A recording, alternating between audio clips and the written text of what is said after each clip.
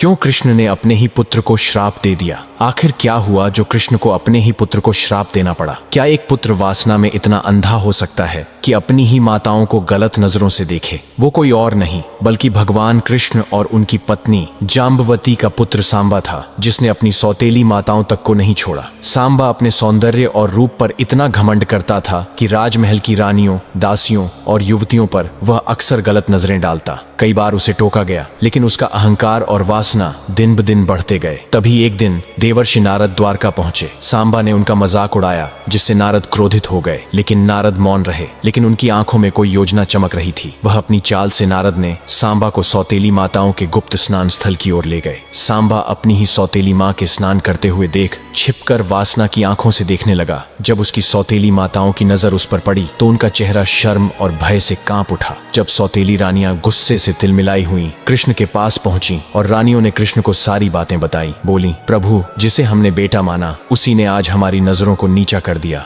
कृष्ण कुछ क्षण मौन रहे, परंतु उनकी आंखों में अग्नि धधक उठी। कृष्ण ने क्रोधवाणी में कहा, हे सांबा, तुमने अपनी ही माताओं को वासना की दृष्टि से देखा। तुम केवल पुत्र नहीं, एक अपराधी हो। आज से तू कुष्ठ रोग से ग्रस्त होकर तड़पते हुए जिएगा। सांबा बोला, पिताश्री, मैं निर्दोष हूँ, कृपा करें। पर कृष्ण ने आंखें फेर लीं और शांत स्वर में केवल इतना कहा, यदि प्रायश्चित चाहता है तो सूर्य देव की शरण में जा, वही अब तेरा एकमात्र उद्धार है। सांबा ने सूर्य देव की शरण ली, तप और प्रार्थना में लीन हो गया। आहिस्ता आहिस्ता उसका कुष्ठ रोग ठीक होने लगा, जैसे पश्चाताप ने शरीर ही नहीं आत्मा भी शुद्ध कर दी हो। अब वह वही सांबा था, पर इस बार अहंकार नहीं, अनुभव से भरा हुआ। यह कहानी हमें यह शिक्षा देती है, वासना और अहंकार जब मर्यादा लांघ जाए तो विनाश निश्चित होता है, पर उसे स्वीकार कर सुधार की राह पर चलना यही सच्चा धर्म है। अगर यह कहानी पसंद आई हो तो लाइक करें, सब्सक्राइब करें और अपनी राय कमेंट करें।